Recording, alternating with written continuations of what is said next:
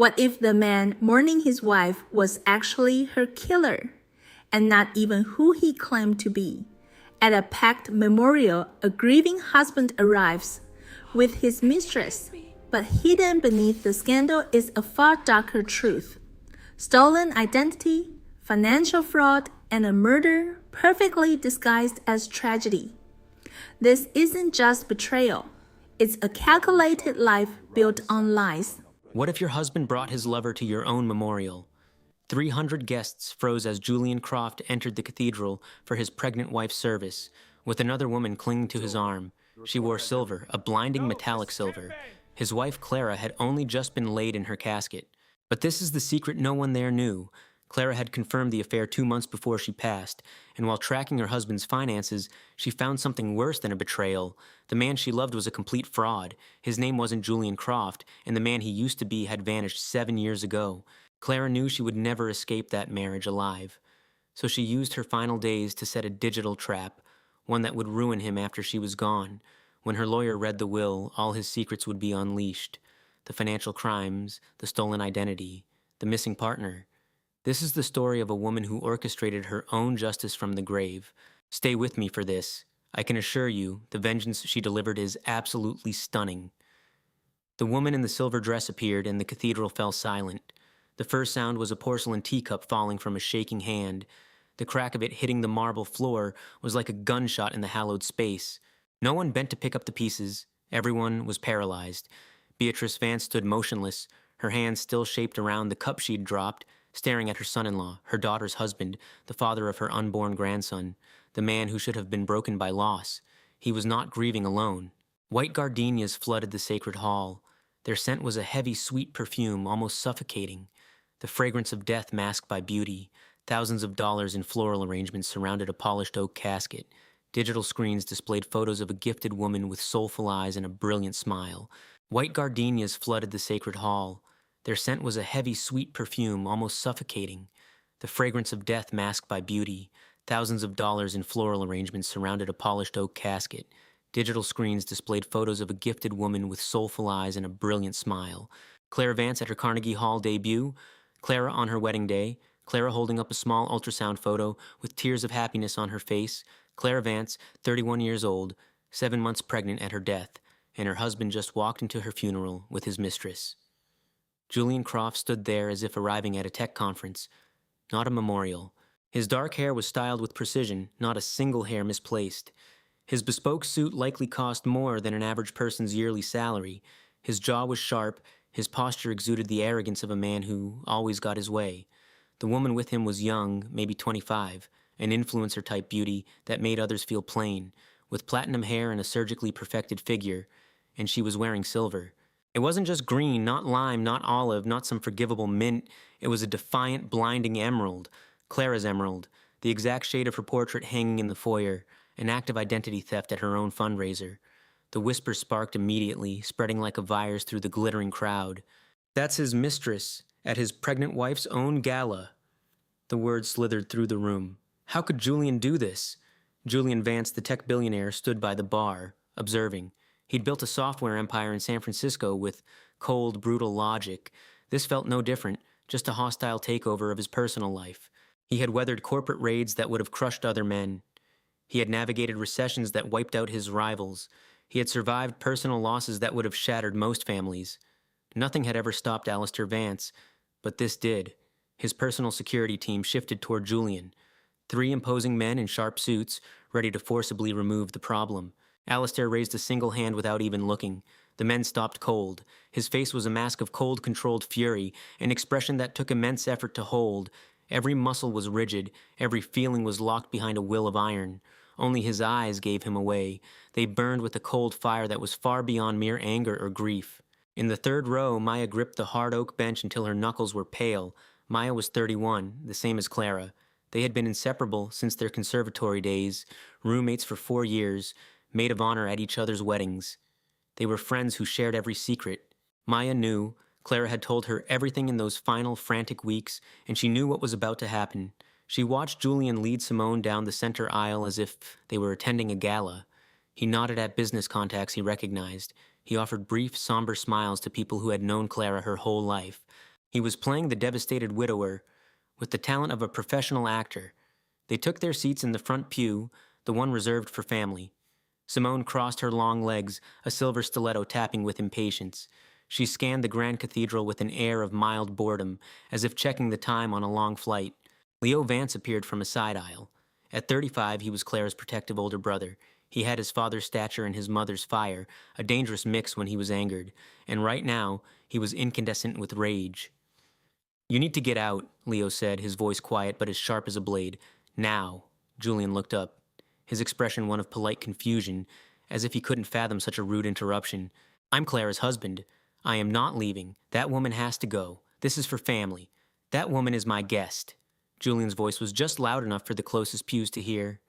"And I would ask that you respect my grief. I have just lost my wife and my unborn son. This is the worst day of my life." The audacity, the sheer stunning nerve of that statement struck Leo like a physical blow. His hands clenched into tight fists. He fought the urge to grab Julian by his expensive lapels and throw him out of the church, to wipe that arrogant look from his face, to make him answer for this final insult to Clara's memory. But his mother's voice cut through his fury. "Leo, not here." Beatrice Vance had somehow crossed the space unheard. Her face was ashen, her eyes swollen from days of weeping, but her voice was unwavering. "We will not create a spectacle at my daughter's memorial. It's what he wants. We will not give him the satisfaction." Leo glanced at his mother, then at Julian, then at Simone in her garish silver dress. He took a step back. The air was still thick with tension, but the immediate confrontation was over. The service resumed. The Archbishop, a man who had known Clara since childhood, stood at the lectern. His voice shook as he spoke words that felt empty against the awful reality in the room. He spoke of Clara's gift, how she had mentored young musicians at the City Conservatory for a decade, how she anonymously funded instruments for children who couldn't afford them, how she treated the stagehands with the same warmth she offered visiting dignitaries. He spoke of her passion, the countless hours she dedicated to her art, the way music flowed from her. He spoke of her joy about her unborn son, the nursery she had designed herself, the baby shower where she had glowed with happiness, and the name she had already chosen for him. He called her death a devastating loss. He had no idea how true that was. Julian delivered the eulogy. He walked to the podium with a slow, deliberate pace, each step a performance of sorrow. He gripped the lectern, his platinum wedding band glinting in the light from the stained glass windows. His eyes shimmered with tears that seemed entirely convincing. "Clara was my symphony," he started, his voice cracking perfectly on cue. "From the first time I heard her play 5 years ago, I knew she was magic. She had this light, this incredible passion. She made the world more beautiful just by being in it." He paused, dabbing his eye with a silk pocket square that cost a small fortune. "She was my partner, my soulmate, my entire world. When she told me we were having a son, I was overjoyed, because I knew she would be the most incredible mother. I knew our boy would be the luckiest child alive." In the third row, Maya watched the show unfold. She watched the well-timed grief, the practiced sorrow, the tears that came and went as needed. She knew the real story. She knew Julian had not been overjoyed when Clara told him. He had gone silent, asked her if she was certain, and mumbled something about his company's IPO. She also knew that their first meeting was no accident. He'd studied Chloe for months, learning her routines and vulnerabilities. She knew what Chloe found in those last weeks, and what she'd planned. Chloe knew about Isabel for 6 weeks before her death, and she'd found something worse than infidelity. The memory surfaced. 3 weeks before the service, Chloe was alive. 8 months pregnant, she stood in her bathroom facing the mirror. Her face was pallid, the glow everyone mentioned, gone. Her eyes were sunken, circled with shadows from sleepless nights. Her hands shook on the cool marble. "You naive, naive fool," she told her reflection. "How are you so blind?" On the counter, their shared tablet displayed a text preview. It was a booking for a suite at the Peninsula. For 2, on a card she could see, but never did. He barely tried to conceal it. Chloe tapped the message, her finger trembling. Read the date again. November 15th. The reservation. A grand suite. The charge. $3,400. Their anniversary trip to Lake Geneva was canceled that weekend. Leo cited a work crisis. A deal had supposedly collapsed. He swore he'd make it right. Now she knew how. She took a screenshot, the image saved precisely. She needed documentation. She needed proof. She needed a complete picture before she made a move. She saw her reflection again, a woman built on lies and broken promises. "Never again," she whispered to the stranger there. "Never again." At the funeral, the service concluded. Leo touched Chloe's coffin with a practiced, somber affection. His wedding band glinted. He bowed his head, feigning prayer, but likely plotting. Behind him, Arthur Finch checked his watch. Arthur, 58, was the Vance family lawyer for 30 years. He'd drafted the initial Vance Tech Incorporation papers. He'd structured the trust that shielded the family fortune. He helped Chloe with her first will at 21 when she got her inheritance, and he helped with her last will 3 weeks ago in secret. Its contents would shatter everything Leo Vance believed was his. The reading was in 2 hours at the Lincoln Park penthouse. Arthur knew a secret. Chloe Vance was about to speak beyond the grave, and her words would change everything. 6 weeks prior, Chloe's Tuesday in October started normally. She woke at 7:15. The bed was empty. His side was cold. He'd left hours ago. A 5:30 text claimed a meeting downtown. Didn't want to wake you. Love you. She'd smiled then. Now she doubted it all. She made tea in the kitchen of their $5 million Gold Coast condo. Decaf Earl Grey, as her pregnancy guide advised. Local honey, too. Leo teased her sweet tooth, but kept the pantry full of her favorites. She had toast with jam. She scanned headlines on her tablet, stopping at a story of a family reunited after 40 years. Tears flowed freely lately. Hormones, the doctor said. The baby kicked her hand and she smiled. Hello, little one, she murmured to her stomach. Hungry? By 9, Chloe was agitated. The condo was silent. The cleaner came on Thursdays. Her mother offered to visit, but Chloe claimed she needed to rest alone. She drifted between rooms needing a distraction. The nursery was done. Thank you cards were sent. Her hospital bag sat by the door. For the first time in months, Chloe was completely idle. That's when she picked up the family iPad. It wasn't something she did often. Leo was possessive of his tech, almost territorial. He kept his personal devices private, but Chloe was nesting and wanted to browse for nursery art. Her doctor called it an instinct to clean and prepare for the baby. Leo would understand. He always did. She opened the browser, intending to look at modern art prints for the baby's room, something calm and serene. But the screen wasn't on the art site, it was on his messages. A thread was open, a name she didn't know. Everything in their life was perfectly organized. His investments, their calendars, the tax files. Everything was exactly as it should be, except for this. Leo had spent $60,000 on their home theater system. She'd found it excessive. He called it an investment. Her eyes focused on the screen, on their wedding photo used as a background, and that's when she saw the notification banner slide down from the top. She had seen notifications before but ignored them. This was different, a preview of a new message from Isabel. Chloe stared at the name. A cold dread filled her stomach. Why would a message from Isabel be on his iPad? She dismissed it. It was probably just business. Everyone deserved privacy. She was being paranoid, blaming hormones for her suspicion. But the unease lingered. Her finger hovered over the screen. She didn't need a key. She didn't need to search. The message was just waiting there, waiting for a single tap. She sat in the living room, the iPad on the table. His clothes hung in perfect order upstairs. His expensive watches were aligned in their case. Everything had its place. Her heart hammered in her chest, though she didn't know why. She just had to know. A deep instinct screamed at her to stop, to close the iPad's cover and forget this moment. She ignored it. Her face unlocked the device instantly. The message app opened. It wasn't a hidden phone. It was his entire secret life, synced for her to see. Chloe's hands shook as she scrolled. No password was needed. It was already open. The home screen was normal. Messages, photos, the usual apps. She tapped on the messages. Hundreds of texts appeared, all from the same person. A contact named Isabel with a heart icon. Chloe sank into a chair, her pregnant belly a heavy weight, and she started to read. The thread went back 2 years. 2 years of I love you and I miss you. 2 years of I want to wake up with you, and soon, my love, she has no idea. 2 years of photos that Chloe wished she could erase from her mind. Isabel in lace, Isabel in nothing, Isabel tangled in hotel sheets, 2 years of a future promised to another woman. It started before her pregnancy, before their trip to Italy, when Leo promised her forever, before he swore they'd have a lifetime of joy, before he touched her belly and called their baby a blessing. Every moment was a lie. Her entire reality was false. Chloe sat there in the silence for what felt like an eternity. She didn't weep. She didn't shout. She didn't smash the iPad or flee the condo or call her mother. The shock was too profound for action. She did the only thing she could. She went to the kitchen. She brewed tea. She stood there watching it cool, seeing nothing for 47 minutes. The designer clock on the wall ticked. The sub-zero fridge hummed. Outside, a siren wailed in the distance. Inside, Chloe Vance's marriage quietly shattered. Finally, after an eternity that was only minutes, She moved. She poured the tea down the drain. She washed the mug, dried it, and placed it back on its shelf. The designer clock on the wall ticked. The sub-zero fridge hummed. Outside, a siren wailed in the distance. Inside, Chloe Vance's marriage quietly shattered. Finally, after an eternity that was only minutes, she moved. She poured the tea down the drain. She washed the mug, dried it, and placed it back on its shelf. She returned to his study later. The laptop sat on the desk where he'd left it, awake, displaying a photo of Amelia Vance in its open cloud drive. Clara photographed the screen, capturing every message, every picture, and every shared lie. She uploaded the proof to a secure cloud account, an email address from long before she ever met Julian. She returned to his study later.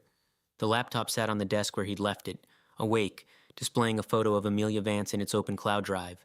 Clara photographed the screen, capturing every message, every picture, and every shared lie. She uploaded the proof to a secure cloud account, an email address from long before she ever met Julian. She closed the laptop, returning it to its exact spot. Over the following weeks, Clara became a stranger to herself. She began meticulously reviewing their shared accounts and financial statements online. Joint funds, personal credit lines, and the corporate accounts Julian had always handled. The digital records arrived silently in her encrypted folder, each one sent from a private network. She examined every charge and transfer. Boutique hotels in Napa, private suites at the Fairmont, reservations for two, joint funds, personal credit lines, and the corporate accounts Julian had always handled. The digital records arrived silently in her encrypted folder, each one sent from a private network. She examined every charge and transfer. Boutique hotels in Napa, private suites at the Fairmont, reservations for two, exclusive restaurants Clara had never visited, romantic places with tasting menus and rare wines. There were charges from jewelers for pieces she had never seen, items that were never presented to her on a birthday or an anniversary. He had funded a 2-year affair while Clara thought their life was perfect. She then accessed their shared mobile plan records. She downloaded 3 years of detailed data logs, late-night video calls to the same contact, lasting hours when Julian was supposedly on business in Asia. Hours of connection while Clara slept alone in their bed. She built a new folder on her own laptop, naming it Nursery Schematics, and filled it with screenshots and downloaded files. The evidence of his betrayal was hidden in a place he would never look. Julian saw nothing amiss. His routine never changed. Hours of connection while Clara slept alone in their bed. She built a new folder on her own laptop, naming it Nursery Schematics, and filled it with screenshots and downloaded files. The evidence of his betrayal was hidden in a place he would never look. Julian saw nothing amiss. His routine never changed. Business trips to Tokyo were likely getaways to Carmel. Late coding sessions were probably intimate dinners. System emergencies pulled him away at all hours. He'd kiss her forehead every morning, whisper he loved her, and ask about her appointments. He would rest a hand on her stomach at night, speaking of their future and the family they were creating. Business trips to Tokyo were likely getaways to Carmel. Late coding sessions were probably intimate dinners. System emergencies pulled him away at all hours. He'd kiss her forehead every morning, whisper he loved her, and ask about her appointments. He would rest a hand on her stomach at night, speaking of their future and the family they were creating. Clara would smile, nod, and feel a part of herself wither away each day. Her mother called one afternoon as Clara sat surrounded by the evidence on her tablet. "Sweetheart, how are you? How is my grandbaby doing?" Clara saw her own reflection in the tablet's dark screen. The perfect mask she wore, the role she played, or the lies she told to combat his. "Everything is wonderful," she said, her voice bright and even. "Couldn't be better, Mom. You sound exhausted." "Just the 3rd trimester. The doctor said it's to be expected." "Make sure Julian is taking care of you. He's a very lucky man." The perfect mask she wore, the role she played, or the lies she told to combat his. "Everything is wonderful," she said, her voice bright and even. "Couldn't be better, Mom. You sound exhausted." "Just the 3rd trimester. The doctor said it's to be expected." "Make sure Julian is taking care of you. He's a very lucky man." Clara shut her eyes. "He knows, Mom. He tells me all the time." 2 weeks after she found out, Julian announced a dinner party. "Important people," he said at breakfast. "Venture capitalists, potential partners. They need to see that Julian Croft has a stable, happy home." Clara shut her eyes. "He knows, Mom. He tells me all the time." 2 weeks after she found out, Julian announced a dinner party. "Important people," he said at breakfast. "Venture capitalists, potential partners. They need to see that Julian Croft has a stable, happy home. Can you manage it?" Clara looked at her husband, this stranger with his face. "Of course," she said. "I'll make sure it's perfect." She spent 3 days preparing. She coordinated with the private chef, arranged minimalist floral designs, and planned the seating to foster strategic partnerships just as a perfect wife should. "Can you manage it?" Clara looked at her husband, this stranger with his face. "Of course," she said. "I'll make sure it's perfect." She spent 3 days preparing. She coordinated with the private chef, arranged minimalist floral designs, and planned the seating to foster strategic partnerships just as a perfect wife should. The guests arrived at 7 on a Friday.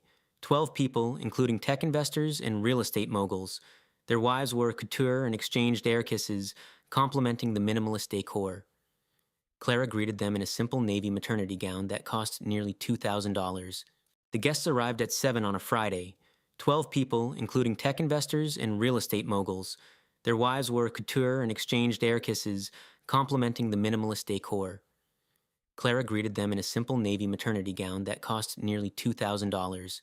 She wore pearls from her grandmother, her engagement ring, a 5-carat diamond that now felt like a shackle. She was the ideal hostess, poised and charming, and then Amelia Vance walked in. She was striking and sharp in a tailored blazer, exuding a confidence that demanded attention. She wore pearls from her grandmother, her engagement ring, a 5-carat diamond that now felt like a shackle. She was the ideal hostess, poised and charming, and then Amelia Vance walked in. She was striking and sharp in a tailored blazer, exuding a confidence that demanded attention. Julian moved to her side, his hand landing on her back with a familiar ease.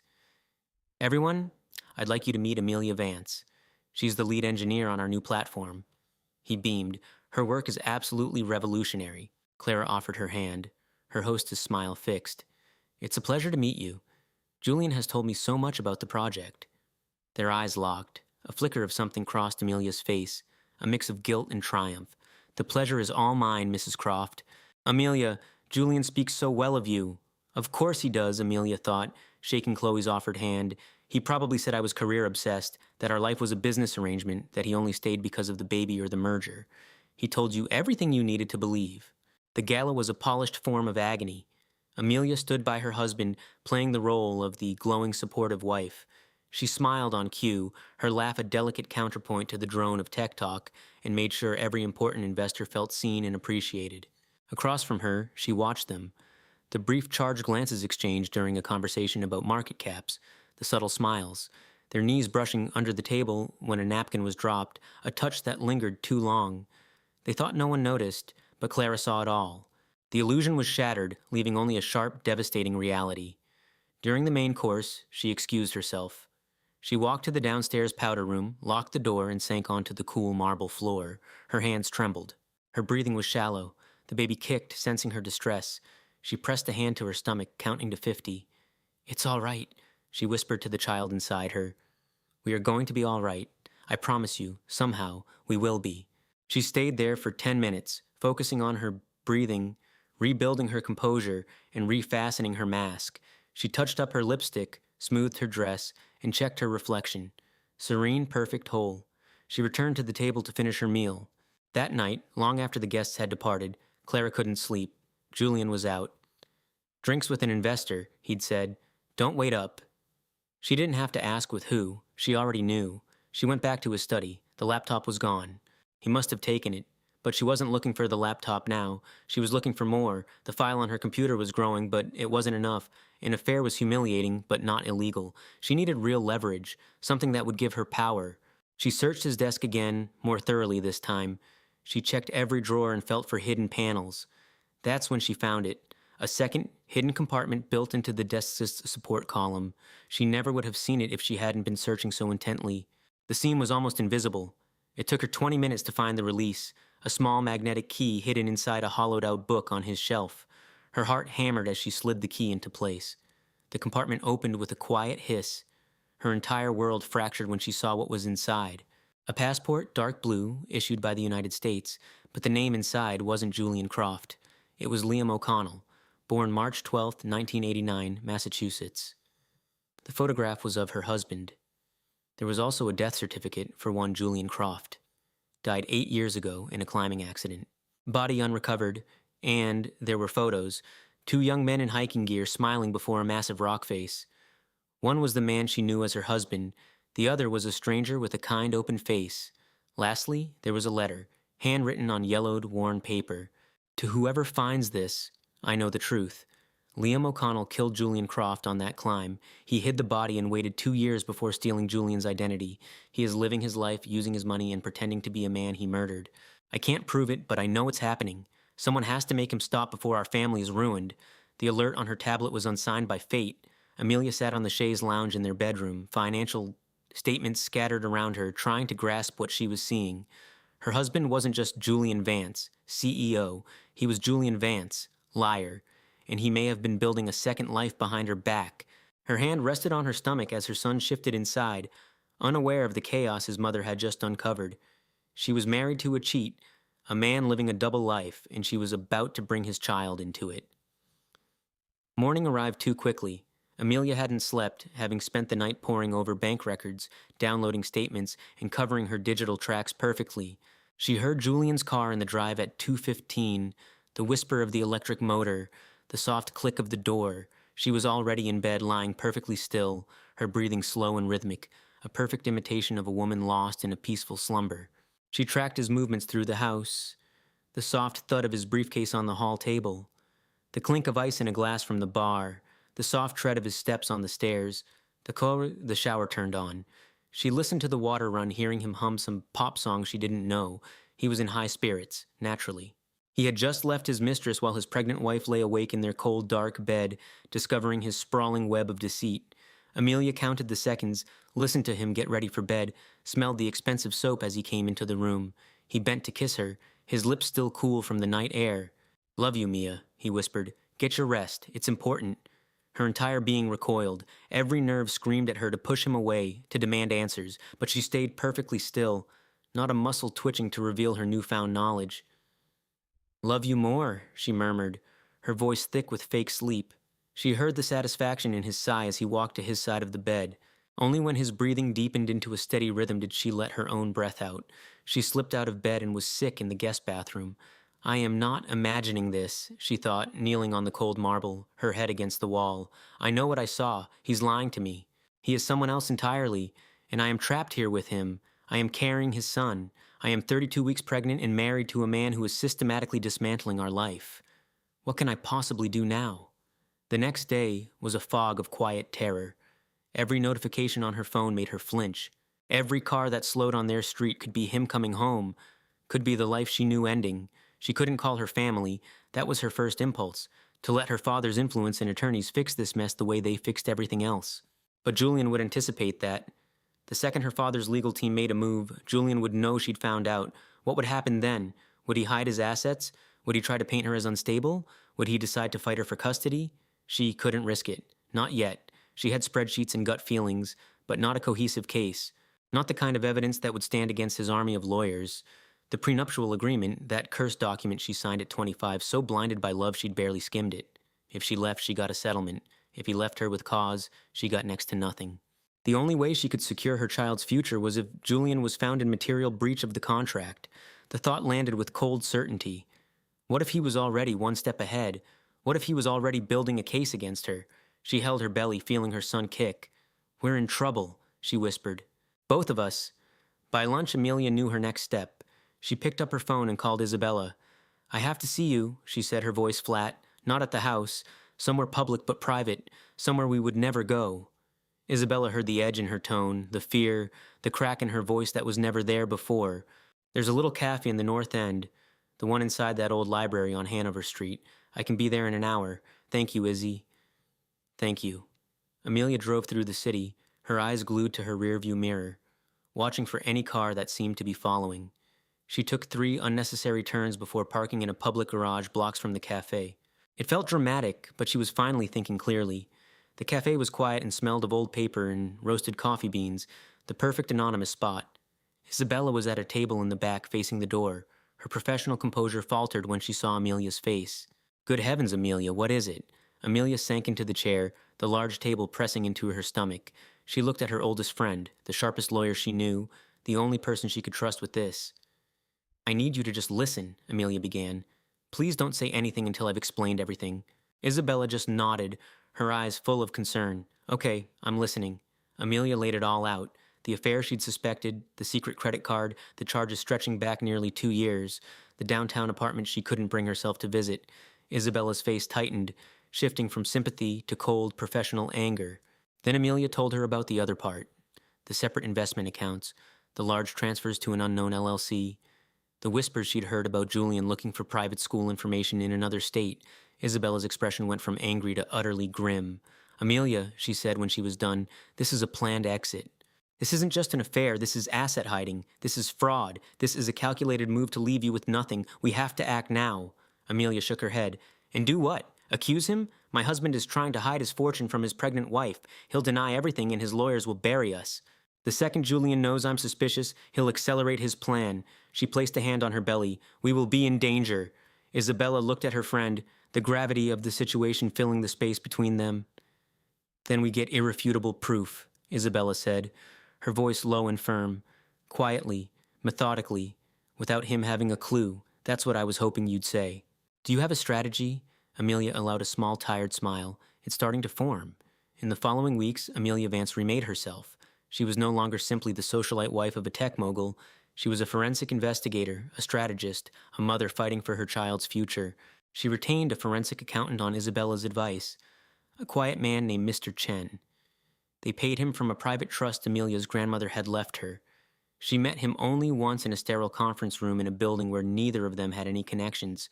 She used what her grandmother had called her runaway fund, a safety net she never thought she would need. Chen was efficient and discreet. Within 10 days, he had a clear picture. The secret LLC was a shell company used to purchase a condo in Chloe's name, a luxury property, a top-tier design firm, a new car, all paid for with funds diverted from Julian and Amelia's joint investment portfolio. He'd been funding a whole separate life on their shared dime. The paper trail was meticulous, damning, and clear.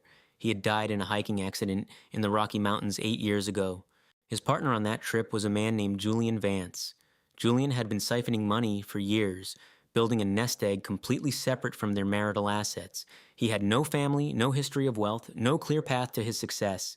It seemed he was preparing to vanish, leaving Amelia and their son behind. Leo Vance met the real Julian Croft at a Chicago charity gala, months before their sailing trip. Leo was a charismatic grifter, Julian a tech heir. Julian was fascinated by Leo's supposed bohemian life. Leo was fascinated by Julian's trust fund. They sailed on Lake Michigan in early May. Only one of them returned to the dock. Leo told the Coast Guard that a sudden squall had washed Julian overboard. He claimed he'd tried to save him, but the waves were too strong. The body was never recovered. He played the part of the traumatized friend perfectly. Case closed. 2 years later, Leo was gone, and Julian Croft had returned from the dead. He told Julian's family he'd washed ashore in a remote part of Michigan with total amnesia.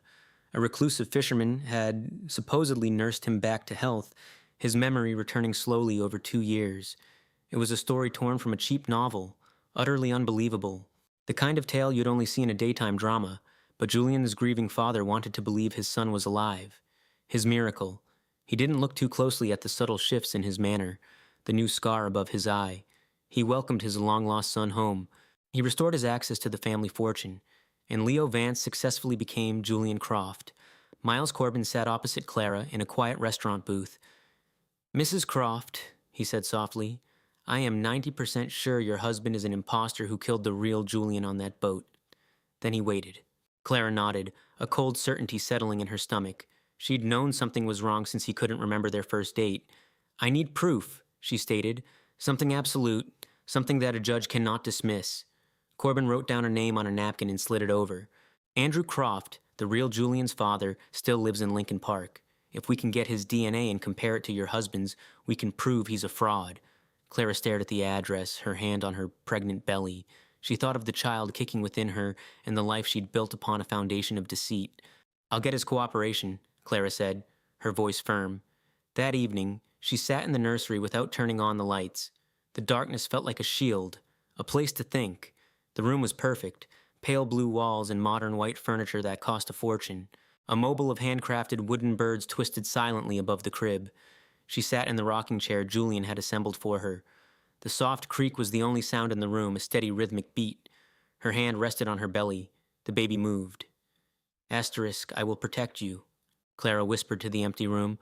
No matter the cost, no matter what I must do, you will grow up in the light, away from all of this. She rocked and rocked. Asterisk, even if I have to burn his entire world to the ground. Outside, the city hummed, oblivious. The memorial had concluded 3 hours ago. 300 guests had left the cathedral, most weeping, all of them whispering.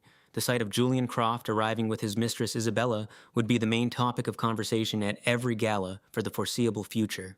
Now the guests had gathered at the Croft family penthouse for a somber reception, a glass and steel marvel overlooking the city, purchased when Croft Industries first hit $1 billion.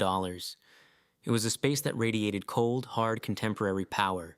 The atmosphere inside was an exercise in strained politeness. People stood in tight groups, speaking in hushed tones, their eyes following Julian as he moved. Servers offered champagne and appetizers that were politely refused. Julian navigated the room like a seasoned actor in a tragedy. He accepted sympathies with rehearsed grace. He produced tears at just the right moments. He spoke of Clara with such apparent devotion that even those who saw his public infidelity felt a flicker of pity, almost. Isabella waited for him in the limo as instructed. He'd promised it would be quick.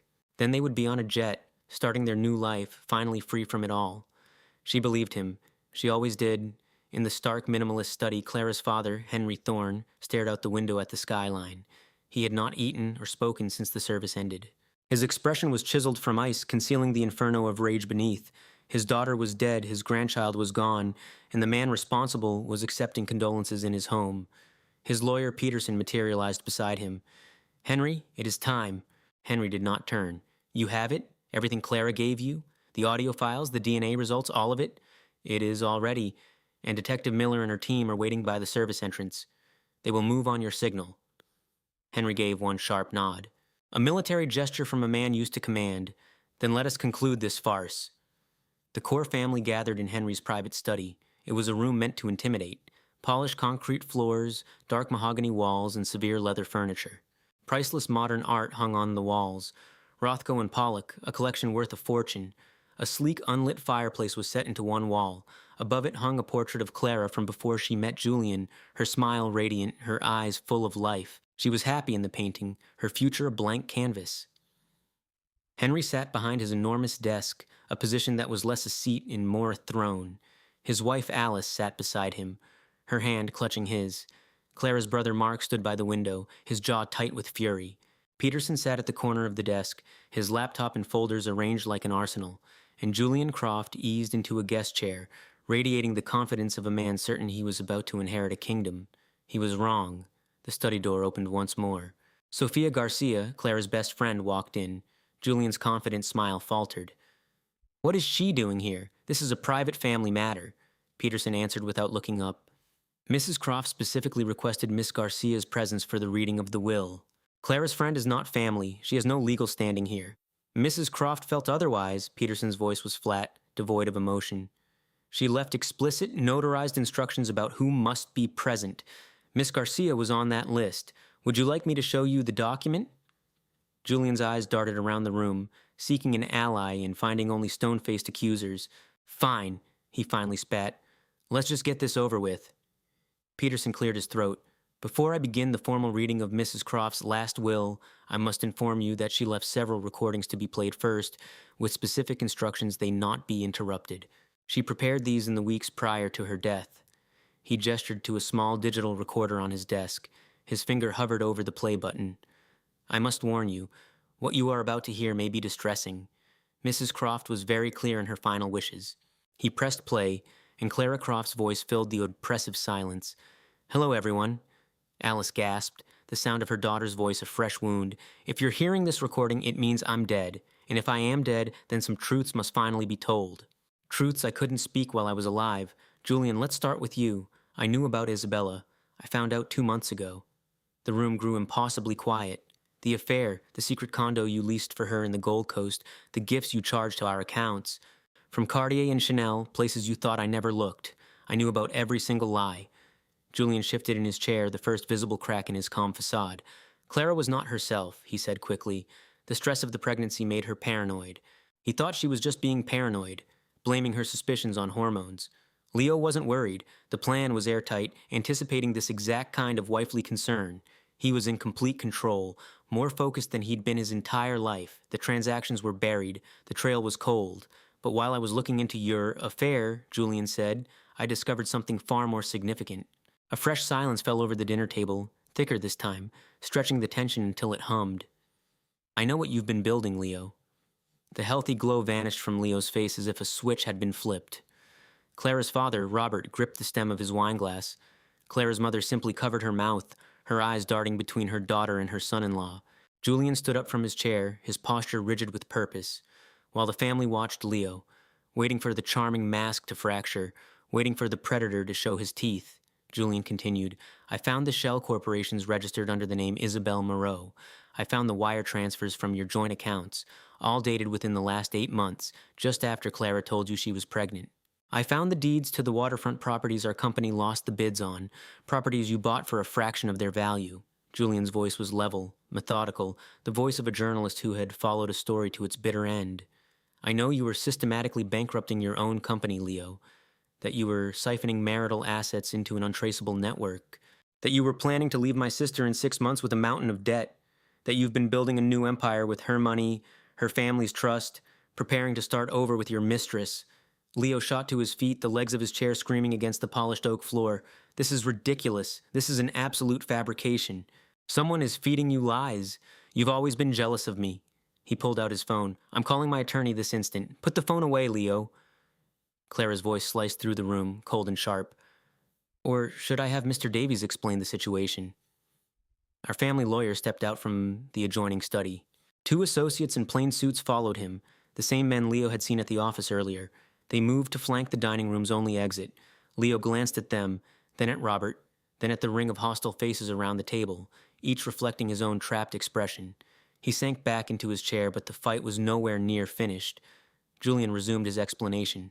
We spent the last 3 months unwinding your scheme, following the money, tracing the accounts. We hired a forensic accountant, a former SEC investigator who specializes in uncovering the kind of fraud you thought was so clever. And we spoke with Miss Moreau, your business partner.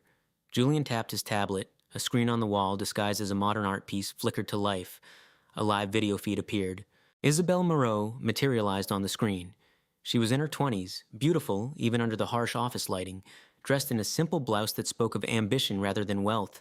Her hands were shaking and her eyes were swollen and red.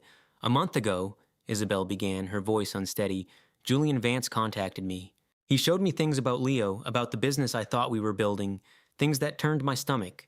The video showed Isabel in a lawyer's conference room, a box of tissues on the table beside her. He asked me to help him expose the truth. I didn't want to believe it. I couldn't believe it. Leo was my future, my escape. After years of struggling, years of feeling invisible, he was my partner. Isabel's voice caught in her throat. She took a moment, then looked directly into the camera. But Julian was right. There were always strange requests. Things that I told myself were just part of high-stakes business. He had me sign documents without reading them. He used my personal accounts for massive transfers. He never put anything in his own name when we acquired the new properties. She took a deep, shaky breath. I agreed to cooperate. I gathered every email, every text message, every recorded call. I sent them to 3 different auditors to be certain. The video held on Isabel's miserable expression. The reports came back last week. All 3 confirmed it. The man I have been in a relationship with for the last year is not a brilliant developer. He's a con artist. He shares none of the risk. None. She held up a document. It showed 2 signatures side by side on a partnership agreement. This is my name, she said, pointing to one. The other one, Leo's, is a forgery. The real documents list me as the sole proprietor, making me liable for all the debt he was creating. The man I loved was setting me up to take the fall. I want everyone to know what he is. The video feed cut out. The screen returned to its default art display. The dining room was utterly silent. Leo Vance, who had built an empire on charm, sat paralyzed in his chair. His expression had cycled from arrogant to indignant to something that was nearly surrender. Nearly. It's a performance, he said finally. His tone had changed, the smooth baritone replaced with a gritty, desperate rasp. Those documents are forged. She's working with him to frame me. Julian always resented me for my success. He probably paid her to lie. 3 independent auditors, Mr. Davies asked calmly, with sworn affidavits and a full confession from Miss Moreau's attorney. That seems like an awfully elaborate conspiracy, Leo. Don't call me that. My name is Leo Vance. I am the CEO of Vance Development. Robert Hartwell spoke for the first time since the revelation began. My daughter knew. His voice was low, seething. She knew she was married to a thief. She knew she was about to have a child with a man who was stealing her inheritance, our legacy, and he had her trapped. His fists clenched, the same way Clara's had when she first explained the scheme to him. Father and daughter, united by the same cold fury. But she found a different way out. Clara's voice reclaimed the room. I know you must be wondering why I didn't just file for divorce, why I didn't just leave you in the middle of the night, why I didn't just take what I could and run. Sita, the family held its collective breath. I am 7 months pregnant, Leo, with our son, and you made sure I couldn't go anywhere. The prenup you had me sign when I was young and naive and thought you loved me ensured that if I left I would leave with nothing, no home, no assets, no way to care for my child. Her voice grew stronger, but there was one section you never paid attention to, one thing you couldn't control, the morality clause my father insisted on. It can't be nullified by any spouse, only enacted by proof of gross misconduct. A slight smile touched her lips. So, let me tell you precisely what you are left with, Leo. Another pause. Nothing. Mr. Davies opened a portfolio that had been sitting on the sideboard. His actions were slow, methodical, each gesture heightening the pressure in the room like a judge about to deliver a verdict. The terms of your prenuptial agreement's morality clause are as follows. Leo sat bolt upright in his chair. The facade of the charming wronged husband had completely disintegrated. In its place was a feral, cornered predator weighing his last moves. To my husband, the man known as Leo Vance, I leave the following. Mr. Davies paused, letting the words hang in the air. $1, a symbolic payment for every dollar he stole from our family. A choked, guttural sound escaped Leo's throat. It was half a gasp, half a snarl. The entirety of your jointly held estate, valued at $80 million, will be seized and liquidated to cover the debts incurred by your fraudulent shell companies. Any remaining funds will be donated to a new charity, the Hartwell Foundation for Ethical Business Practices. Mr. Davies turned the page. Your 51% ownership stake in Vance Development, currently valued at over $200 million, reverts directly to my client, Clara Vance, as per the stipulations of the founding investors' agreement. The company will be restructured under her leadership, effective immediately. Leo finally found his voice. It was raw, sharp, all the polish stripped away. The baby, our son, I'm the father. I have parental rights to his inheritance. You can't just erase me, can't I? Clara's voice was like ice. I have one more recording for you, Leo, from my last doctor's visit. You were supposed to be there. The room fell silent once more. Remember when I was 6 months pregnant and I told you I had to go in for a routine stress test? You didn't show. You claimed you had a last-minute investor meeting. You said the doctors knew best. You said I was strong enough to handle it alone. Leo's face shifted. A flicker of confusion crossed his features.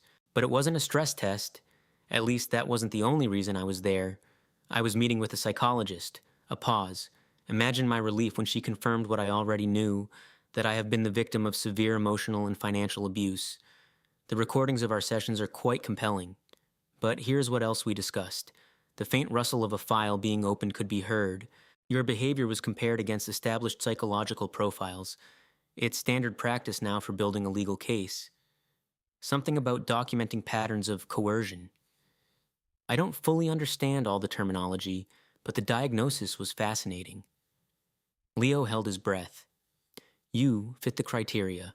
Your pattern of manipulation matched the case files of a high-functioning sociopath from a study conducted in New York 12 years ago. The climbing accident that claimed Liam Vance was a tragedy. The mountain was unforgiving. Julian Croft was never a suspect because he was the sole survivor. No physical evidence was ever found because Liam's body was never recovered from the crevasse. Maya's hand flew to her mouth. It was the same horrified gesture Clara had made when she first uncovered the lie. Friends separated by death, linked by the same terrible discovery. Clara's father, Mr. Reed, closed the laptop. Her encrypted files, including the confession from the third climber, have been sent to the Seattle police. The live stream of the gala went silent. A warrant is on its way. Julian shot to his feet. This is libel. It's a complete fabrication. My attorneys will ruin you for this. You can't use a dead woman's delusions as evidence. This won't stand. Perhaps, Maya's voice echoed from the speakers, that will be for a jury to decide, but I believe the authorities have new leads now that they know what to look for. 10 years is a long time, but data recovery techniques have advanced significantly. He checked his watch. In any case, accusations from beyond the grave aren't your most immediate problem. The gallery doors opened. A man in a plain suit entered, badge clipped to his belt. "Detective Miller," he said. "Homicide?" Julian spun around. "Homicide? My wife's death was a tragic medical event. The official report cited complications from her pregnancy.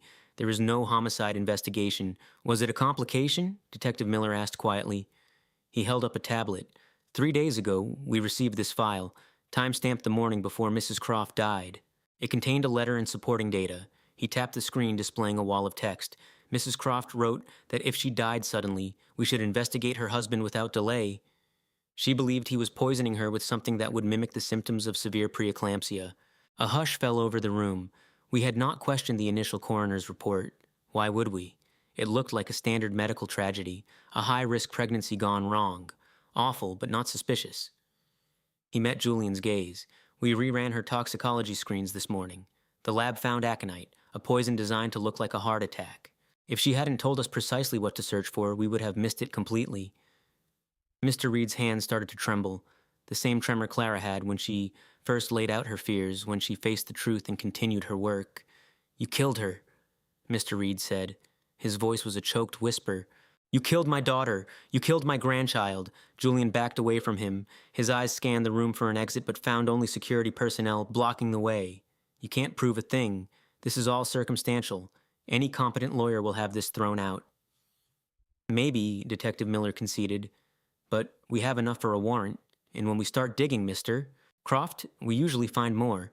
Financial trails, falsified credentials, the real story of what happened on that mountain." He nodded to 2 uniformed officers. "Julian Croft, you are under arrest for the murder of Clara Reed. You are also being held for the suspected murder of Liam Vance. And a warrant is being issued for identity theft and corporate fraud." The list went on as the handcuffs were snapped onto his wrists. A lifetime of lies and crimes all coming due at once. Julian fought. He wrenched against the officer's grip, pulling at the cuffs, hissing like a cornered snake. "Do you think you've won?" He glared at Mr. Reed, at Maya, who stood stone-faced by the lectern. Clara was a fool. She could have shared in all of this. All she had to do was stop asking questions. All she had to do was be a good, supportive wife. Mr. Reed stepped forward until he was face-to-face with the man who destroyed his family. "My daughter was braver than you could possibly imagine. She knew you might kill her before she could expose you. And she used the last weeks of her life to ensure that if she died, your lies died with her." The officers began to pull Julian toward the door. "This isn't over," he screamed. "My lawyers will have me out by tomorrow. I will sue every last one of you. I will destroy your family. I will dismantle everything you think you've protected." No one bothered to answer. The door swung shut behind him. The entire room seemed to breathe again, and Maya cued one last file on the laptop. "There's one more thing," she said softly. Clara left a final message, just for her father and me. She asked that we play it after it was all over. She pressed the key. Clara's voice filled the space, quieter this time, almost serene. "Dad, Maya, if you are hearing this, it means I'm gone and I am so sorry." Mr. Reed crumpled, the silent, heaving sobs of a father who had lost his only child. "I'm sorry I couldn't tell you everything I was facing.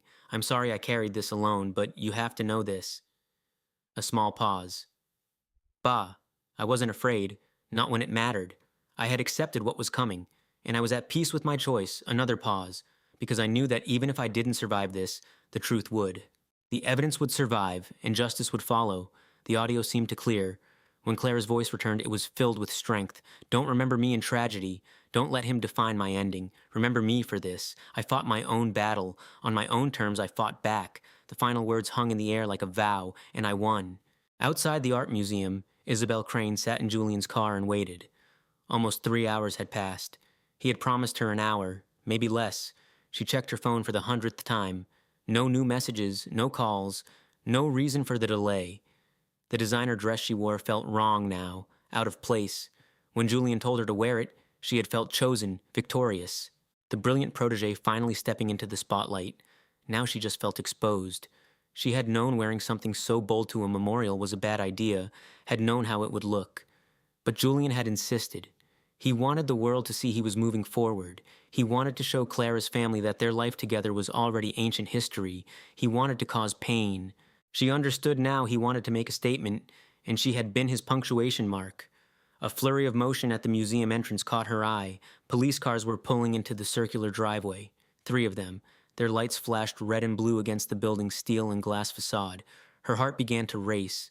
She watched as officers got out of their cars and walked into the building, watched the minutes crawl by on the dashboard display.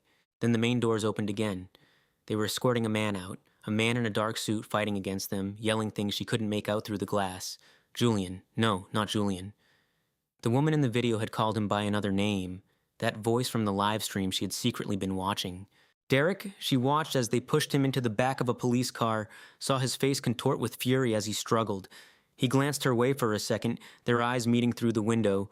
His look wasn't fear or sadness or any of the things she would have expected from the man she had idolized for 2 years.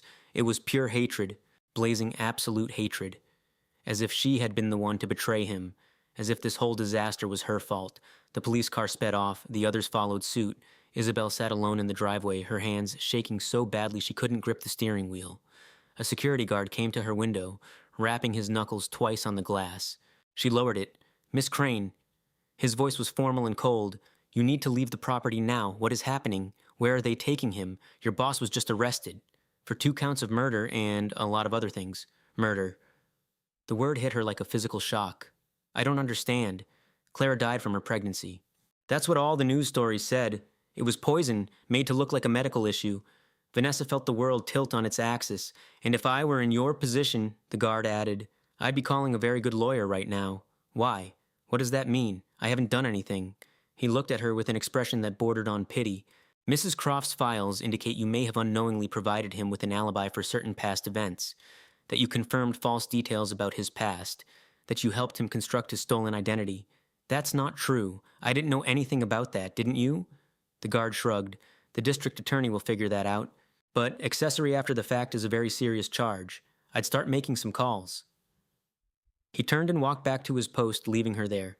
Isabel sat in the car for a long time, unable to process, unable to breathe, staring into the night as her life crumbled into dust.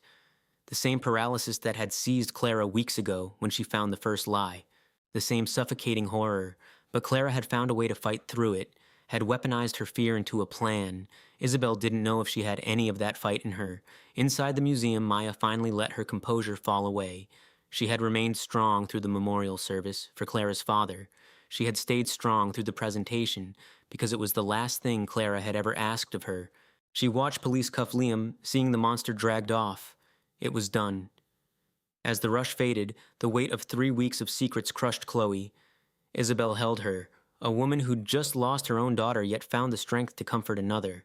"You knew," Isabel whispered, her voice cracking. "You carried this all alone." Chloe nodded, shaking with sobs. "Ava made me promise. If anything happened, I had to wait until the encrypted drive was delivered. She planned it all. She couldn't risk him being tipped off." "How long? 3 weeks? She told me everything 3 weeks ago. The stolen code, Sebastian's true fate in the mountains, all of it." Isabel shut her eyes, picturing her daughter, 8 months along, bearing that horror. "Why not us? We could have helped her. She feared for you. She knew if you confronted Liam, if you used Julianne's influence, he'd find out. Then she'd be in danger. You'd be in danger." Chloe looked up, her eyes raw. Ava was trapped. The prenup meant she'd lose everything, and she knew if Liam suspected, he would silence her for good. So she prepared for her own end. "Yes," Chloe's voice broke. She used her last 3 weeks to ensure the truth would surface, that justice would be served. She pulled a small, worn flash drive from her bag.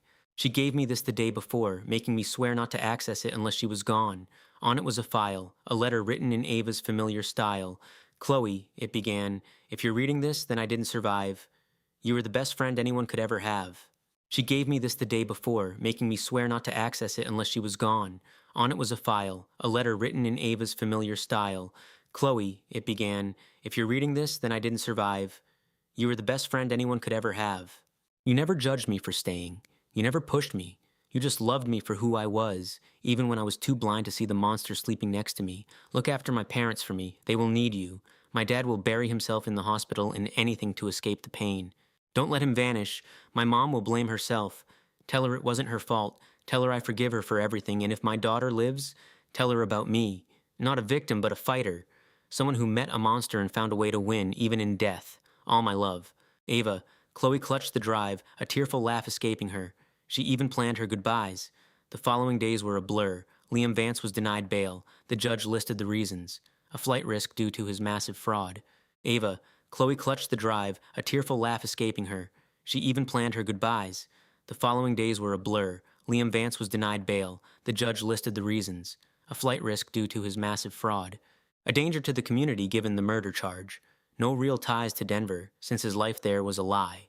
He was sent to county detention. His public defender filed motions that were swiftly rejected. His character witnesses were people who only knew him as Sebastian Croft and now wanted nothing to do with him. Sophia Rossi was arrested 4 days later. They found her at 6 in the morning, packing for a trip to Costa Rica. Obstruction of justice, accessory to corporate espionage, possible accessory to murder. She broke down in the station, swore she knew nothing about the killing. She swore she was just another victim. The DA didn't buy it. Ava's evidence was meticulous. Encrypted chats between Liam and Sophia that used his real name, and messages about hiding the truth. She had known enough. Nora Croft, the real Sebastian's mother, held a press conference outside the Denver courthouse. She was dressed in black, her silver hair perfect, her back straight despite her 70 years. Behind her were photos of her son, the real Sebastian, smiling in every picture. "My son died 8 years ago," she said, her voice firm. "He was murdered by a man who stole his life's work. That man married a brilliant woman named Ava Vance, and when she found him out, he murdered her, too." She held up a photo of Ava, vibrant and alive. This woman was incredibly brave. She reached out to me when she uncovered the lies. She asked for my help, and she died making sure the truth would be known. Nora's voice finally wavered. "My son Sebastian was a genius. He was the best of me. He deserved more than having his legacy stolen by a killer." She squared her shoulders. Ava Vance deserved more than to die at that monster's hands. She stared at the cameras. "I will spend my life making sure their stories are told and that justice is done." The story exploded nationally. Cable news ran it nonstop. The tech founder with two faces, the architect wife who solved her own murder, the encrypted drive that exposed it all. True crime podcasts released special episodes. Filmmakers began calling. The story exploded nationally. Cable news ran it nonstop. The tech founder with two faces, the architect wife who solved her own murder, the encrypted drive that exposed it all. True crime podcasts released special episodes. Filmmakers began calling. Publishers offered 7-figure deals for the story. They called it the crime of the decade. Dr. Julian Vance ignored all of it. He stood in his daughter's empty apartment, surrounded by her things, her architectural models, her photos, her degree framed on the wall. Isabel found him there at midnight on Ava's bed, holding a small wooden bird she'd carved as a girl. "I used to protect her," Julian said, his voice empty. "A scraped knee, a broken toy. I could always make it better." Isabel sat beside him and took his hand.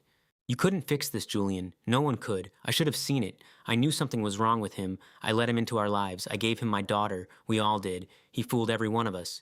Julian stared at Ava's wedding photo. She looked so happy. Liam beside her with that easy smile. "She knew," he whispered. "At the end, she knew. And she still won. From the grave, she destroyed him." He looked at the wooden bird, remembering when she made it, how proud she was. She looked so happy. Liam beside her with that easy smile. "She knew," he whispered. "At the end, she knew.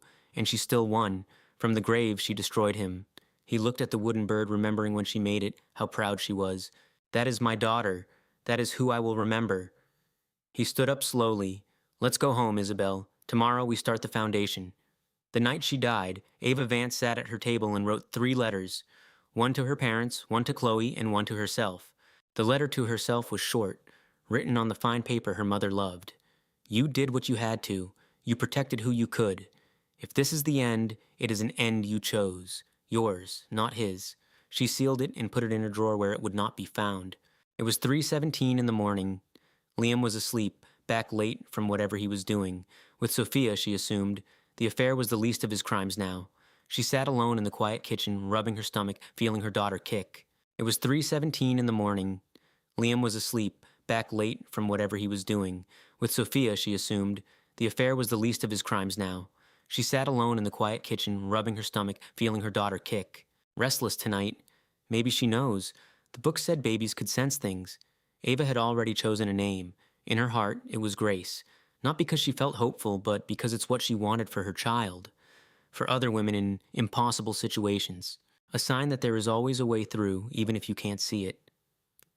"I am sorry," she whispered to the baby. "I am so sorry I can't keep you safe. I am sorry I chose this man. I am sorry for what's to come." She sat there for 47 minutes. A sign that there is always a way through, even if you can't see it. "I am sorry," she whispered to the baby. I am so sorry I can't keep you safe. I am sorry I chose this man. I am sorry for what's to come. She sat there for 47 minutes. Her tea was cold. She never drank it. She just felt her daughter move and tried to accept what was happening. She considered running, using the little cash she had to just disappear. But she knew he would find her.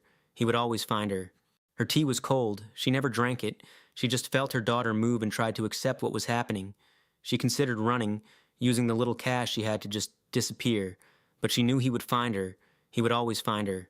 She was certain of it in her bones. He had found Liam O'Connell in a Chicago alley and erased him. He would have no trouble finding a pregnant woman trying to disappear. She considered calling her father, letting the Davenport family's influence fix this, as it had fixed everything else in her life. But Julian was too clever for that. The instant lawyers or private investigators appeared, he would know, and then he would vanish. Or worse, he would conclude Clara was a loose end he couldn't afford. There was no way out, not for her, so she'd conceived another path. If I go down, she vowed, he's coming with me. In every single way that counted, she used 3 weeks to construct a case that would outlive her. Evidence was mirrored across encrypted servers.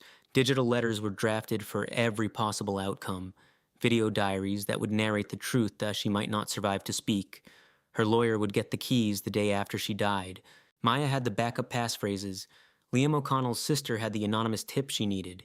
Every domino was in place. Every digital trap was armed. All that was left was to see if she would live to trigger it, or if her death would be the trigger itself. She went to the nursery one final time. The small painted sailboats on the mobile drifted in the warm air from the vent, pink, blue, and yellow, each one perfect, each representing a life that might never be. Clara sank into the glider and let the quiet room embrace her. I love you, she whispered to her son. Whatever happens, I will always protect you, even if I have to do it from the other side. She glided back and forth, feeling her son kick, counting each movement like a prayer. 1, 2, 3, I am not scared, she thought, and realized it was true. I've made my peace with what's coming. 4, 5, this was 6. I did all I could. I planned for everything, and now I have to believe it will be enough. 7. The next morning, Clara met Maya for coffee. She brought cannolis from their favorite bakery in the North End. She acted like it was just another visit, 2 expectant mothers chatting on a crisp autumn morning. But she also carried the envelope containing the final instructions. If you don't hear from me, she said, sliding the envelope to Maya, do not open this. Just give it to my family's lawyer. You will know when the time is right. Maya's face went white. Her hand trembled as she took it. Clara, what are you saying? What is going to happen? Maybe nothing. Maybe I'm just being paranoid and this will all blow over. But you don't believe that? Clara was silent for a long beat. I believe Julian Croft is an invention. I believe he murdered a man to create that invention, and I believe I have become a liability to his secret. She touched her stomach, a flicker of hope. Then leave now. Come with me. We will hide you. I cannot. The prenup, the accounts, the digital footprint I would leave. He'd find me, Maya. He would find me, and it would be so much worse. So you are just going to let him get to you? No. Clara's voice was as cold as steel. I am going to make sure that if he takes my life, he signs his own death warrant in the process. They held each other for a long time, the kind of hug that feels like a final goodbye. I love you, Clara, Maya whispered. You are my sister. I love you too. Be safe. But they both knew that might be a promise she couldn't keep. That afternoon, Clara drove home along the coast. The road was a ribbon winding through the hills north of the city, beautiful views of the Atlantic turning gray under the autumn sky. She felt it when the brakes turned soft, like stepping on a sponge. Her heart hammered against her ribs. Her hands clenched the steering wheel. A sharp curve loomed ahead. She stomped on the brake. The car barely slowed. The world became a blur. She thought of her son, of her parents, of Maya. She thought of Julian, and hoped her digital ghost would haunt him forever. Then there was a terrible screech, the crunch of metal and stone, the shattering of glass, and then only silence. The trial began 6 months after Clara's death. The state's case was airtight. Clara's encrypted files, authenticated by digital forensic teams, testimony from Liam O'Connell's sister, an expert who detailed how the brake lines had been meticulously severed. The defense attempted to frame Clara as an unstable heiress, driven to paranoia by her pregnancy. The jury saw through it. They saw a woman who collected proof while living with a monster, a woman who planned her own justice with cold precision, a woman who faced evil and refused to blink. They saw a mother. Ladies and gentlemen of the jury, the prosecutor began her closing statement, Clara Davenport could not walk away from her marriage. The prenuptial agreement was a cage. Her husband was a predator. The danger was real. She paused, her words hanging in the air. But she was not a victim. She used her intelligence and her resources, and she built a case that would speak for her when she no longer could. The prosecutor projected a photo of Clara, laughing at a charity event. This woman knew she could die, and she spent her last weeks ensuring the man who killed her would face justice. That is not paranoia. That is not delusion. That is courage. She locked eyes with the jury. Give Clara Davenport the justice she fought for. The deliberation lasted less than 3 hours. Guilty on all charges. The first-degree murder of Clara Davenport. The second-degree murder of Liam O'Connell. Identity theft. Financial crimes. The list was long. The sentence was life without the possibility of parole. Julian Croft was led away in an orange jumpsuit, his expression blank. The charming innovator had finally run out of lies. Robert Davenport spoke to the press on the courthouse steps. My daughter Clara was the most brilliant person I ever knew. She stood alone against a monster. She documented his evil, knowing it could cost her everything, and she delivered justice from beyond the grave. His voice broke. He composed himself. This is not a win. A win would be having my daughter here, having my grandson. Because this is justice. It is cold and it is not enough. He looked past the cameras into the distance. But it is what Clara wanted, and I will dedicate my life to preserving her memory.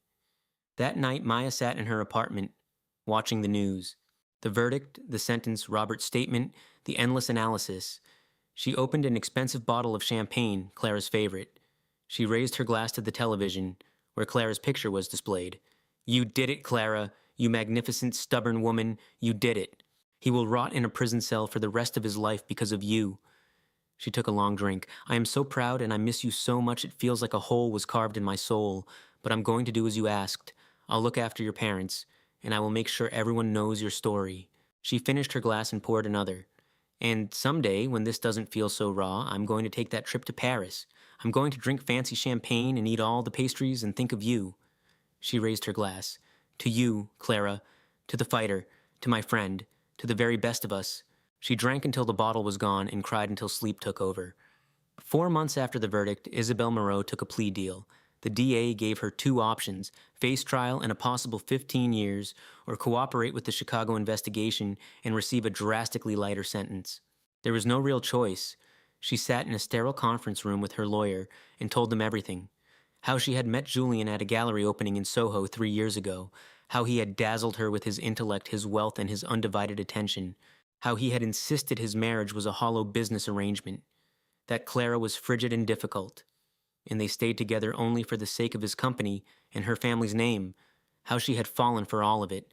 Every excuse, every false promise, every single lie. When did you first suspect he wasn't Julian Croft? The prosecutor asked. Isabel stared at the polished table, at her own hands clasped tight in her lap. About 8 months ago. He was drunk one night, very drunk. He started talking about growing up poor in Indiana, about the foster system. I said I thought his family was from Greenwich, and he just laughed. He mumbled that it was all part of Liam's past, not his. When you pressed him, he just passed out. The next morning, he claimed he remembered nothing. He insisted I'd imagined it, but you knew better. I did. I started watching him, seeing the little cracks in his story. How he'd forget things about his time at Stanford. How he'd deflect any talk about his family. Sophie finally met the lawyer's gaze. I just refused to see it. I loved him. I thought he loved me, that we were building a future. Her voice cracked. I was a fool. When did it become undeniable? About 2 months before Clara's death. I found an encrypted drive with his real name, Ethan Cole, and you kept silent? Yes. Why? Sophie paused for a long time. I was already complicit. I helped create his new identity. I covered for him. Reporting him meant exposing my own role. She gave a hollow laugh, and I still loved him, even knowing he was a con artist. I thought we could find a way out of it together. Did you know he intended to kill Clara? Sophie's face went white. No, I swear I didn't. He claimed he was going to sideline her in the company, wait for the baby, secure his parental rights, then force her out. He said his legal team was finding loopholes in the corporate agreement, but you felt something was wrong. I knew he wanted her gone. I knew he resented her power. But murder? I never thought he was capable of that. He'd already gotten rid of a partner, Miss Crane. You knew about Alex Reyes by then. I only suspected. I told myself there was another reason Alex disappeared. She looked up, her face wet with tears. I lied to myself because the reality was just too monstrous. And because of that, Clara Sterling is dead. Sophie received 3 years in a low-security facility. She'd be up for parole in 18 months. It wasn't true justice, not for Clara or Alex, but it was a consequence. Maya visited her once. She wasn't sure why she went. Maybe to understand the woman who enabled Ethan while Clara's world was being destroyed. Sophie looked different in her prison uniform, thinner and much older. Her polished PR professional look was gone, replaced by a faded weariness. "Why are you here?" Sophie asked. Maya considered the question. Because Clara would have tried to understand. She always wanted to know why people did the things they did. Sophie's eyes welled up with tears. "I truly loved him. I know that changes nothing. I know it doesn't excuse my actions, but it was real for me." "He didn't love you," Maya said softly. "He wasn't capable of it. You were just another asset for him to use. I see that now." They sat in a heavy silence, the weight of the past year between them. "I'm so sorry," Sophie finally whispered. "I know it means nothing, but I am sorry." Maya rose from her chair. Clara believed in second chances. She thought people could be better. "So maybe one day I can forgive you." She looked at the woman in the faded uniform. But not right now. She left without a second glance. The Clara Sterling Foundation launched 8 months after the verdict. Her father, Mr. Sterling, provided the seed capital, $50 million from his own fortune, and another $50 million in pledges. Its mission was clear: help women caught in relationships built on identity fraud, offer legal aid to dismantle the lies, provide funds to help them rebuild, create a support network for survivors. Maya was appointed executive director. She left her law firm and threw herself into the work. It was the only way she knew how to handle her grief. The first grant was given to a woman named Sophia. She'd been with a man for 15 years who she thought was a freelance architect. They had 2 kids, then she learned he had another family 2 states over. Her entire reality was a fabrication. Sophia used the grant to hire a specialist lawyer, secure her own apartment, and start counseling for herself and her children. She wrote to Maya 3 months later. The money was a lifesaver. But the most important part was knowing I wasn't crazy. That someone finally believed me. That what he did was wrong, not my fault. Clara Sterling saved my life without ever meeting me. Maya framed the letter and hung it in her office.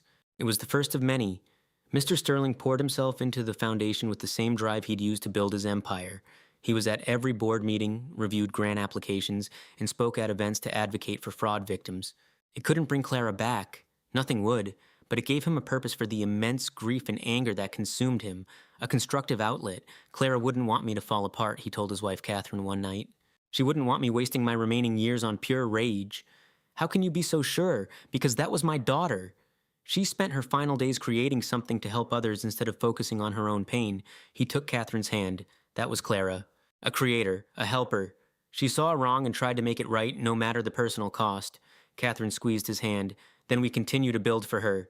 "Yes," Mr. Sterling said. "That is exactly what we'll do." 1 year after Clara's death, the foundation had given 212 grants. 212 women whose lives were built on lies. 212 families rocked by deceit. 212 fresh starts, all because of Clara's legacy. The foundation grew faster than anyone expected. It had offices in 4 cities and a staff of 35. They now had a waiting list, with more requests than they could possibly fund. Other donors began contributing, moved by Clara's story. The main office was a new building on the Sterling estate, right where Clara had planned to build her own home. It was her father's idea. He wanted the foundation rooted in the same place his daughter dreamed of her future. The modern design featured floor-to-ceiling windows and open, collaborative spaces. A quiet garden offered a place for reflection for both staff and clients. Maya sat at her desk in the main office. Clara's framed letter was on the wall next to her. It was her anchor. Across from her sat a young woman, 29 years old, with 2 small kids and a husband who had another wife she never knew existed. Jennifer found out 3 months ago. The other wife called her, screaming, accusing her of destroying her home. Jennifer had been completely blindsided, her whole world shattered with that one phone call. "I had no idea," Jennifer said, her voice shaking. "For 6 years I believed him. He said he traveled for his job, site visits, industry conventions." Maya passed her a box of tissues and listened. She knew that simply being heard was often the most powerful first step. "I thought I was going crazy. I kept replaying everything, looking for a sign I missed. How could I have been so blind?" Maya shook her head. "You weren't blind. You were trusting. He is the one who broke that trust. It is his failure, not yours. But my kids, how do I tell them their dad is a lie? We have counselors for that. They can help you find the words and guide your children through this." Maya slid a folder toward her. "This is your grant. $30,000 for a new place, a good lawyer, and therapy for you and the kids. Jennifer just stared at the folder, speechless. I don't know how to repay you for this. You repay me by winning, by protecting your son, by becoming the woman I know you are. Isabella reached across the table, and maybe someday, when you're standing on your own 2 feet again, you can help another woman who needs it. That's how we make it right. This is what he wants, a quiet surrender. Amelia left an hour later, the legal strategy secured on a tablet, her expression grim.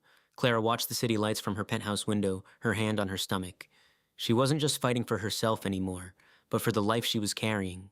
Julian Thorne's Chicago penthouse was a monument to their perfect life, all glass and steel overlooking the city.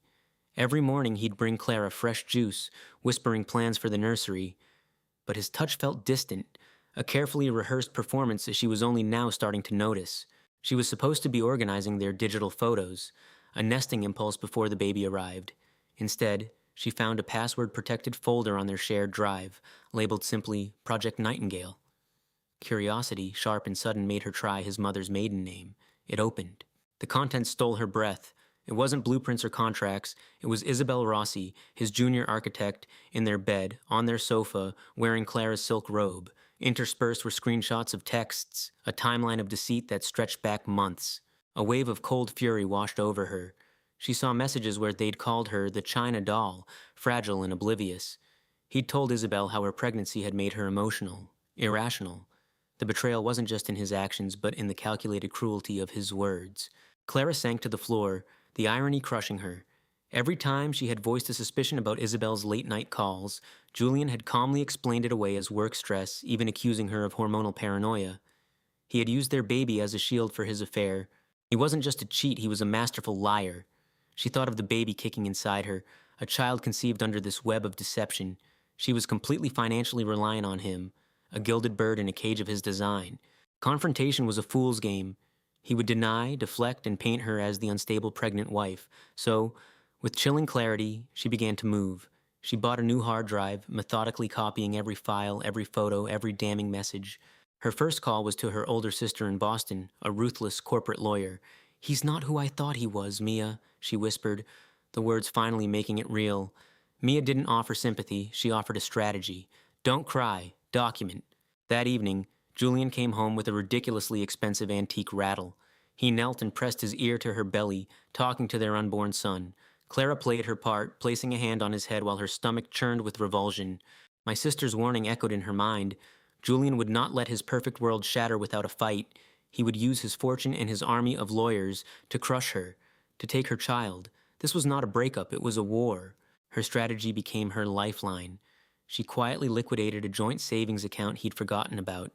She packed a small, unnoticeable bag. She waited for his upcoming business trip to Dubai, the one he'd said was critical for their future. On a crisp autumn morning, Julian kissed her goodbye, a lingering, possessive gesture that made her want to scrub her skin raw. The moment the elevator doors chimed shut, she walked out of the penthouse and never looked back. She didn't go to her parents. That was too predictable. A discreet car service, arranged by Mia, was waiting a block away to take her to a corporate apartment in a different state, a place where she could finally breathe. As the Chicago skyline shrank in the rearview mirror, she took out her phone. She sent a single, untraceable email to Julian's primary account, attaching a photo of Isabel sleeping in their bed. The subject line read, "Your Nightingale." Then she removed the SIM card, snapped it in half, and tossed the pieces out the window. The silence that followed was the most beautiful sound she had ever heard. The first battle was over. She was free. When Julian's plane landed, he saw the email and felt the ground beneath him crumble. The frantic calls to her phone went straight to a disconnected line. He had underestimated her, and that mistake was going to cost him everything. He called Isabel, his voice a venomous hiss. He wasn't sorry, he was furious she'd been careless enough to let this happen. In that moment, Clara knew she hadn't just lost a husband, she'd escaped a monster. She looked at her reflection in the darkened car window. The woman staring back was not the fragile doll from his texts. She was a mother protecting her child, with a clarity and strength forged in betrayal. With Mia's guidance, the downloaded evidence became an unstoppable legal weapon. They didn't just file for divorce. They built a case of professional misconduct that threatened to strip Julian of his architect's license. The ensuing scandal was brutal and public. His firm lost major clients. Isabel was fired, her own career in ruins. The perfect image Julian had spent a lifetime crafting was shattered by a single click. 2 months later, in a quiet Boston hospital, Clara gave birth to a daughter she named Phoenix. Holding her, she understood that some things had to burn to the ground so that new life could rise from the ashes. Her new life was smaller, but it was authentic. She started a small online art consultancy from her apartment, finding joy in her own work, on her own terms, far from the suffocating world of Julian's ambition. Julian tried to buy his way back in. He sent a check for $1 million, a trust fund for the baby. She mailed it back, torn into 100 tiny pieces. Her daughter would have her love, not his money. Please, he begged in one final text message, don't let our son grow up without a father. She replied with a copy of the birth certificate. Her name is Phoenix, and she already has a parent. She often sat by the window, watching the snow fall on a city that was now her home. The divorce settlement was more than enough, but her real victory was the quiet peace she felt, rocking her daughter to sleep. He was a powerful man, ambitious, charming, and ruthless. He had built skyscrapers, but she had dismantled his entire life with nothing more than the truth and a $500 hard drive. The jealousy that once consumed her had been replaced by a quiet strength. The pain was a scar, but it was a reminder of the fight she had won. Being happy was not forgetting. It was her final, perfect revenge. She would make sure Phoenix knew the story one day. Not a story of a victim, but of a woman who refused to be a footnote in a powerful man's biography.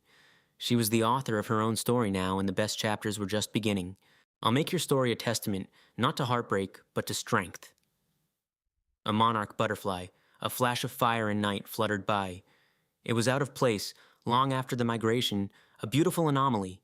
It came to rest on Clara's headstone, its wings beating a silent, steady rhythm. Then it soared toward a break in the clouds. Maya watched it ascend. Such a drama queen, she whispered with a smile. Always had to make an entrance. She turned, walking toward the quiet hum of her car. The cemetery felt clean, washed by a recent rain, peaceful. On Clara's grave, the fresh lilies trembled in the wind. The stone shone, and an unexplainable presence felt close, a quiet approval. 3 years on, the Clairvance Initiative was a leading national support system for women rebuilding after betrayal. It had funded 1,200 fresh starts, directly aided 4,000 women, with programs in 27 states offering therapy, job placement, and housing aid. Her story was a modern legend. Documentaries won festival awards, biographies topped bestseller lists, a major film adaptation snagged 3 Oscar nominations. Clara Vance became a symbol of resilience. But for those who knew her, she was just Clara, who hummed off-key while she drafted blueprints and could never keep a houseplant alive. The woman who collected vintage film posters she had no wall space for. She was brilliant and messy, a perfectly flawed human being, a woman who found courage when everything seemed hopeless. That autumn, Robert and Helen marked their 42nd wedding anniversary. A quiet dinner at their home, just family and a few dear friends, fine wine and cherished company. They danced in the garden Clara had designed, moving with the slow, sure grace of a lifetime together. She would have been 32, Helen said softly. I know. And little Noah would be 3, talking nonstop, asking why about everything. I know. Do you ever wonder what their lives might have been? Robert held his wife a little tighter, every single day, but I try not to live there. Clara wouldn't want us lost in what-ifs. She'd want us right here, in this moment. She was always better at that than I was. She got it from you, he insisted. Helen managed a small laugh. I don't know about that. I do. You showed her how to find joy in the small things, the beauty of a quiet Tuesday where nothing happens but everything is right. That does sound like something she'd say. It is. She told me so, years before it all fell apart. You always said that real courage isn't about being fearless, her sister murmured. It's about taking the next step even when you're terrified. Clara nodded, a tear escaping. I know. They stood on the balcony, the city humming below, a testament to the fact that even after an earthquake, life rebuilds. Clara surveyed the charity auction from the podium. 3 years had passed. Her son was healthy, her foundation was thriving, and the divorce was a memory. Leo squeezed her hand, his support a quiet anchor. It wasn't the future she'd envisioned, but it was one she had built herself, stronger than before. Some moments don't require an audience. The initiative was thriving under new leadership. Maya had stepped back, letting the team she built carry the torch. She remained on the board, a guardian of Clara's vision, but she had finally learned to build a life of her own, just as Clara had made her promise. She was finishing a book, Clara's real story, the one that showed the woman, not just the scandal. The publisher suggested Vance's vow, but Maya was pushing for something cleaner, just Clara, the name that started it all. That evening, after the last guest had left, Maya walked through the memorial garden alone. The moon was a silver sliver, the white roses glowed. She paused at the simple bronze plaque Robert had placed 3 years ago, just Clara's name and the initiative's monarch logo. "Hey you," Maya whispered. "It's late. I should go." The wind stirred the rose bushes. I finished the manuscript. Finally, after 3 years of writing and deleting and crying on my laptop. She sat on the stone bench nearby. "It's honest. You're not a martyr in it. You're real, scared and angry and human." She looked toward the stars. "Leo read it. He cried. Said he finally feels like he knows you." A small sigh. "God, I wish you'd met him. You could have grilled him for me, seen all the things I'm too blind to notice, but I know you'd approve. I can feel it." She pulled a worn printed email from her coat. The paper was soft, creased from countless readings. "I'm happy, Clara. The real kind. The kind you wanted for me. It took so long. For years the grief was a physical weight, but I kept my promise. I lived. I even fell in love. I saw the art in Florence and drank cheap wine on a rooftop in Rome." A faint smile touched to her lips. "It was incredible. You were right. You're always right." The breeze grew stronger. "I will never, ever forget you. You're part of who I am now." And then a single monarch butterfly appeared. Impossible. It was too late, too cold. It fluttered and landed gently on Maya's hand. A brief, weightless moment. Then it launched itself toward the moon and vanished into the night. Maya watched it go. "Show off," she whispered again. She stood and walked back to the house, to Leo, to the life that was waiting. The garden grew quiet behind her. The roses dreamed of the sun, and the spirit of Clara Vance endured. In the foundation bearing her name, in the lives she changed, in the hearts of those who loved her. Not a victim, never a victim, a fighter, an architect of her own legacy, a woman who won. The cage of her marriage had never been locked. She was just the first to dare push the door open. And in the 3 years since, thousands of women had walked through behind her. That was her real achievement, her true gift. Not justice, not revenge, but freedom. The story seems to end here, but it doesn't. Because right now, a woman is discovering her own husband's secret. She's found the hidden credit card statements, the burner phone, the carefully constructed second life. She feels that suffocating weight of betrayal, the fear, the crushing belief that she is trapped. But then, she finds an article about Clara Vance. She reads the book. She stumbles upon the initiative's website. She sees what is possible. And a realization dawns that changes everything. She isn't alone. She isn't imagining things. She isn't trapped. There is a path forward. There are people who have been here before her. She finds the hotline number. She makes the call. She takes the first impossibly hard step toward finding herself again. And somewhere, Clara smiles. This is what she would have wanted. Not retribution, but rescue. One woman at a time, one story at a time. The initiative continues to expand. The work matters more than ever. And every year, the butterflies return to the garden. Each spring, each summer, they visit the flowers Clara planted. They dance on the air she once breathed, carrying a piece of her with them. Her memory, her love, her hope.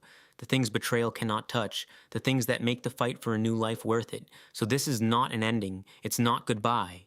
It's a beginning. For every woman who hears this and sees a reflection of her own pain, for every survivor who needs to know a better life is possible, for everyone who has felt cornered and voiceless, you are not alone, you are seen, you are believed, and somewhere Clara Vance is rooting for you.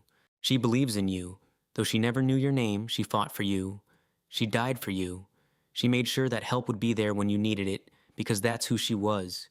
A mother who never met her son, a daughter whose loss shattered her parents, a friend who left a roadmap for the one she loved most, a woman who would not be erased, a woman whose voice echoed long after she was gone, a woman who won.